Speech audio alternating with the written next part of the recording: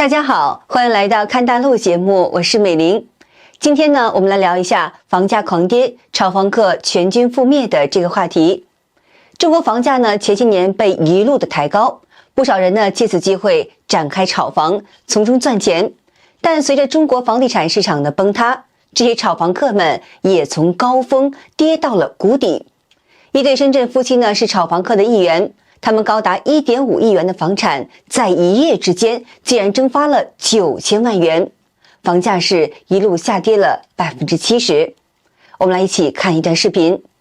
今天早上我隔壁邻居的房子被法院拍卖了，就因为还不上月供，法院强制执行搬家。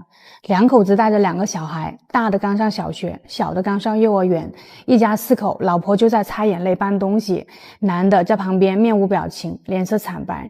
2个小孩可能还不知道发生了什么事，还在过道上跑跑跳跳，玩得很开心。很难想象他们一家4口以后要怎么过日子。这名博主呢盘点深圳房价下跌的惨况，其中呢一个小区正是炒房客的第一桶金。我们来一起看一下。盘点南山跌幅最惨的3个小区，最后一个他排第2，没有人敢排第1，好好看看有没有你家。第3个就是传说中的申某里，投资客的重灾区，钱海诺的国际，最高成交单价去到17万多，目前网上挂盘价7万多。当年价格被申某里这个炒房机构恶意抬高，他炒得非常高所以最高成交价和现在的成交价差额有10万每平方。第2个呢就是南邮生活区，最高成交单价在12万左右，现在网上挂盘价4万多，还不好卖。倒数第一呢就是月亮花园，最高成交单价去到13万每平方，现在网上挂盘单价4万每平方，还不好卖。这个楼盘的投资客也比较多，很多地产人的第一桶金呢都是从投资这个小区开始的。前些年利用高杠杆低首付，如今房价的下跌趋势呢恐慌性的抛盘，造成了房价跌幅比较大。深圳最大的炒房客每个月的月供是160万，听到这个数字我是无比的震惊这2年房价的连续下跌，其实就是要让炒房客们彻底完蛋。听说深圳有很多被法拍的房子都是炒房客崩盘后的结果。那接下来全国90%的炒房客都要面临暴雷，他们将会全军覆没。深圳有个楼盘，房价从720万降到了299万，3年时间跌掉了400多万。当年炒房团造的孽，到现在韭菜们都还在含泪还着债。这个楼盘就是龙华的龙某居，高峰时期一套63平米的房子卖到了720多万，单价算下来11万4，这已经是深圳豪宅的价格了。但是上个月的成交价却仅仅只有299万，单价算下来才4万7，短短3年时间降了60%。在房价不断下跌的情况之下呢，有人果断出手低价卖房，也有人呢只能是看着持续下跌的房价来苦笑。好朋友前2年430万买的房子，去年挂200万，一个上门看的都没有。前2天通电话，他准备150万抛掉算了，不要了，没有意义，心寒了。还有我山西的朋友，也是将近10来年前买的，大概花了800万吧，买了一套别墅，也是前一段时间300万，拿走，不等了，割肉了，非常的明智，但是这个明智来的晚了一点。这是我在广州400多万买的房子，120个平方，3房2厅。现在的话，首付基本是跌没了，挺好的，一直在跌，跌得挺稳定的。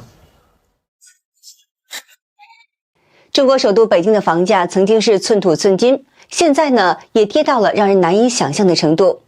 疯了！北京的楼市是彻底疯了。大会刚开完，北京的楼市就疯了。最先疯的就是开发商，为了去库存，快速的回笼资金，开发商真的搞起了吐血大甩卖。大兴4号线的地铁边上就有这样一个楼盘，首付只要19万就可以买正规的2居，33万就可以抢3居，而且是央企现房。对，你没有听错，是现房还是精装修。更不可思议的是，居然还是地铁房。不用怀疑，这不是公寓，是真正的70年大产权的洋房，8到11层，1梯2户，精装修现房，即买即住，真正的是拎包入住。从小区5分钟到龙湖天街，5分钟杀进地铁站，30分钟直达北京南站。北京买房1年赔100万，那都是赔的少的。是吗？我一个朋友21年在望京买的房，他那个房子是800万买的，首付320万。他每个月月供呢，差不多还2万8。现在他那个房子只能卖600万了。是吗？光这个房子他就亏了200万。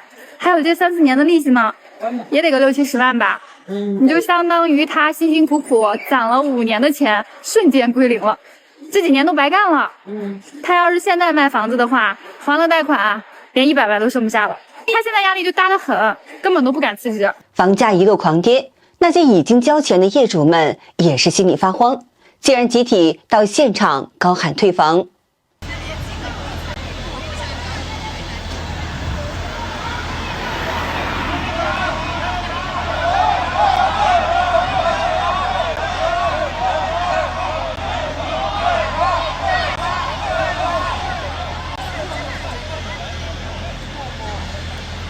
业主们的心慌也是有原因的，这名博主说出了答案。主要呀，还是这个房产啊跌得太狠，好多人辛辛苦苦6个钱包付的首付，1、2年全部给你亏完，就是你房子卖了，可能还都不够还房贷。这番话呢，虽然是扎心，却也是很多人的真实的经历。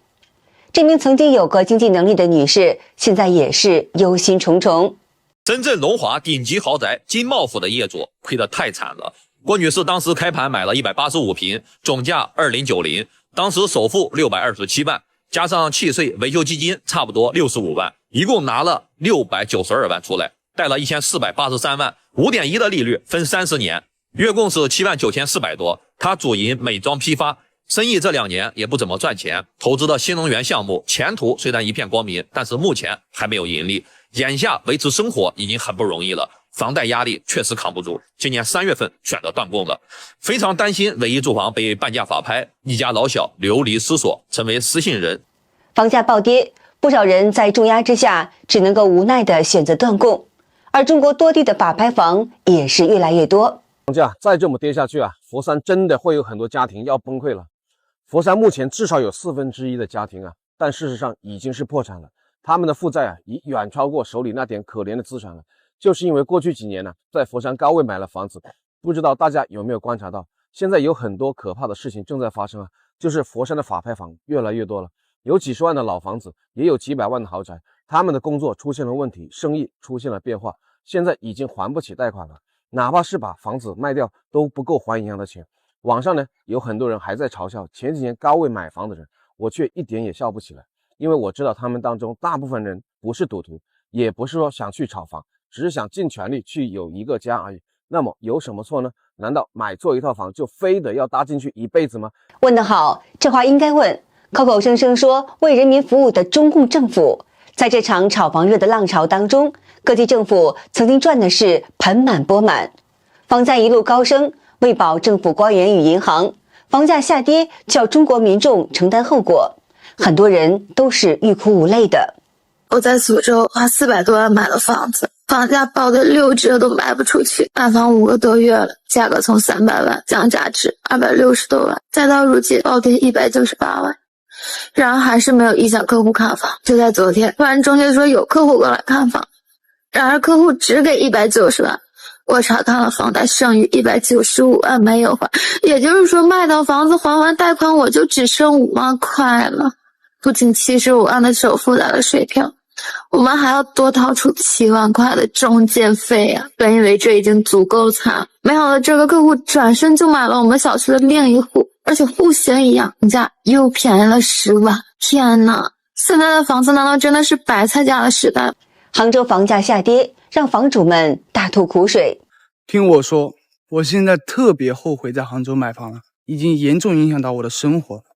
说真的，如果我还没买，我一定不会在杭州买房。这是在杭州打工10多年的人跟我讲的。还有在杭州待了10几年，好不容易凑个首付，在大江东买套房，结果还跌惨了。加上杂七杂八的税费、中介费，还有软装装修，这套房子差不多要毛230来万，光月供每个月就要还7600多。本身这个房子首付呢就7凑8凑硬凑起来，结果还问朋友借10几万。本来是想住进去以后好好划算一下，把朋友的钱先还了，结果疫情3年一弄，生意根本没法做，现在别说还钱了，连维持正常支出都很困难，尤其是像这2年房价跌得一塌糊涂。前几天我们小区同户型的房子也就卖了150来万，光首付就已经跌没了，家里人还天天这那抱怨。我们这么大年纪了，还在帮你还钱，叫你别买，你非要买。现在好了，借了钱也还不出，家里还有老婆孩子要养，房子住了还不到3年就亏了70来万，压力是真的大。我今年32岁了，背负了100万的房贷，还房贷真的是越来越困难。2018年一时冲动贷款买了一套房子，现在每个月月供接近6000块钱，关键这其中5000都是利息啊！到目前为止已经还了4年多了，真的是还不动了。照这样还下去，还完房贷我差不多62岁了。虽然房子已经交房了2年多了，可是现在我连装修的钱都没有。这也说出了很多买房人的无奈，房贷即使还完了，自己也老了。更有甚者，怀揣着美好的愿望，拼尽一切买了房，就是想有一个全家安身的地方。结果呢，房价一路暴跌，买房人也许还遭遇着被裁员的困境，既要供养老人，给孩子交学费，还要生活。很多被裁员的人或许已经过了35岁，即使工作能力过硬，但处在这尴尬年纪，想再找一份高薪的工作都是很难的。在这种情况下，要拿什么去还房贷呢？不少人被逼无奈，只好断供。那么更让人雪上加霜的是，即使房子被法拍，结果依然是欠着银行的钱。那么是谁造成了众多中国人面临这样的惨况呢？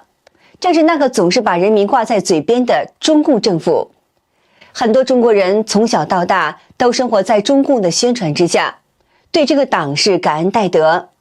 但人们在冰冷的现实当中，却发现自己的苦难都是这个对人民毫无关爱与善心的党造成的，也就越发认清了中共的真面目了。